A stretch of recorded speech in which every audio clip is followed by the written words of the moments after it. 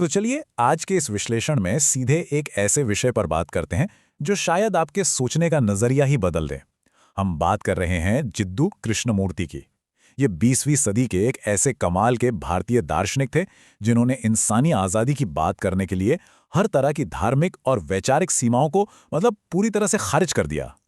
उनके विचार बहुत सरल हैं लेकिन बहुत गहरे हैं। अब इस बात पर गौर कीजिए, सत्य एक मार्ग रहित भूमि है। ये सिर्फ एक कोट नहीं है, बल्कि उनकी पूरी सोच का बिल्कुल निचोड़ है। इसका सीधा सा मतलब ये है कि सच्चाई तक पहुंचने के लिए कोई बना बनाया रास्ता नहीं होता, कोई शॉर्टकट या नक्शा नहीं है जो आपको मंजिल तक ले जाए। अपनी सच्चाई आपको खुद खोजनी पड़ती है। कहानी में एक बहुत बड़ा ट्विस्ट यहीं से आता है। थियोसॉफिकल सोसाइटी नाम के एक बहुत बड़े संगठन ने उन्हें दुनिया का विश्व गुरु या मसीहा घोषित कर दिया था। उनके लिए एक पूरी संस्था खड़ी कर दी गई। लेकिन 1929 में कृष्णमूर्ति ने जो किया उसने सबको हैरान कर दिया। उन्होंने इस पूरी पदवी को ही ठुकरा दिया। सोचिए, कोई इतनी बड़ी ताकत क्यों छोड़ेगा?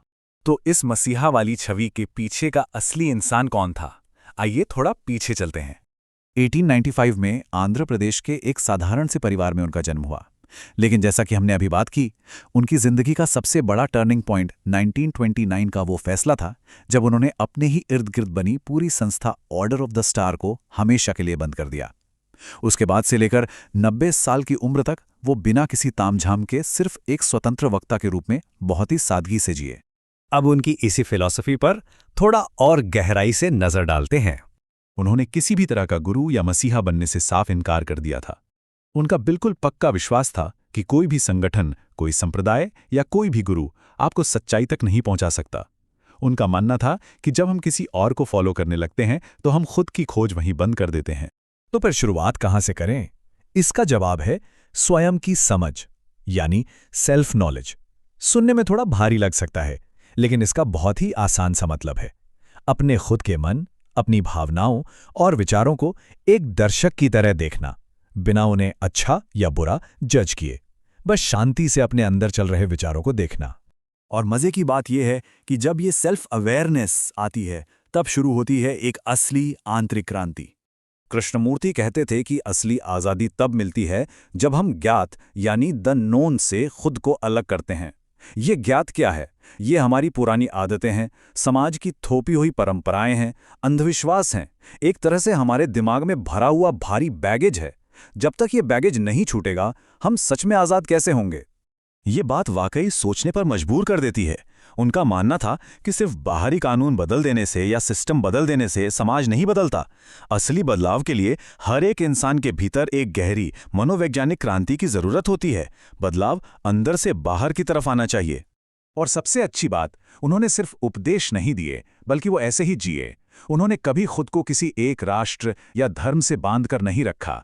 वो पूरी मानवता के नागरिक थे जो बिना किसी फॉलोअर के सिर्फ एक स्वतंत्र विचारक की हैसियत से लोगों को जगाने की कोशिश कर रहे थे। इंसानी दिमाग को आज़ाद करने की जबरदस्त इच्छा का असर एजुकेशन पर पड़ना ही था। उनका एजुकेशन को लेकर नजरिया बिल्कुल अलग था। वो कहते थे कि बच्चों को सिर्फ किताबें रटवाना या ये बताना कि क्या सोचना है, ये शिक्षा नहीं है। इसके बजाय हमें बच्चों को ये सिखाना चाहिए कि कैसे सोचना है, ताकि वो निडर, क्रिएटिव और पूरी तरह से आज़ाद इंसान बन सकें।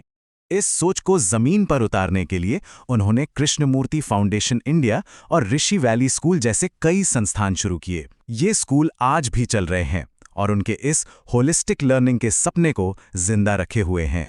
भले ही उन्होंने कभी फॉलोअर्स नहीं चाहे, लेकिन उनका प्रभाव बहुत बड़ा था। उन्होंने पूरी दुनिया का सफर किया। और पता है वो किन विषयों पे बात करते थे? ध्यान, प्रेम, मृत्यु, डर, वो चीजें जो हम सब रोज महसूस करते हैं। उन्होंने इंसान के इन सबसे गहरे और उलझे हुए अनुभवों को लिया और उन्हें बहुत ही सरल और आम बातचीत में बदल दिया। अगर आज के आंकड़ों की बात करें तो उनके विचार 60 से ज्यादा किताबों में दर्ज हैं। इसके अलावा ढेरों रिकॉर्डिंग्स और पत्र भी हैं। और यकीन मानिए, उनके कहे गए शब्द आज की इस भागदौड़ भरी जिंदगी में भी 100% प्रासंगिक हैं। तो अंत में ये सब हमें एक बहुत ही अहम सवाल के साथ छोड़ जाता है। आज की दुनिया जो सोशल मीडिया, शोर शराबे और दूसरों के ओपिनियन से भरी पड़ी है, उसमें हम अपने खुद के मन को कैसे समझें? हम अपनी पुरानी कंडीशनिंग से आज़ाद होकर अपना खुद का रास्ता कैसे बनाएं? इसका जवाब किसी किताब में नहीं मिलेगा, ये आपको अपने भीतर ही खोजना होगा। इस चर्चा में शामिल होने के लिए बहुत बहुत धन्यवाद।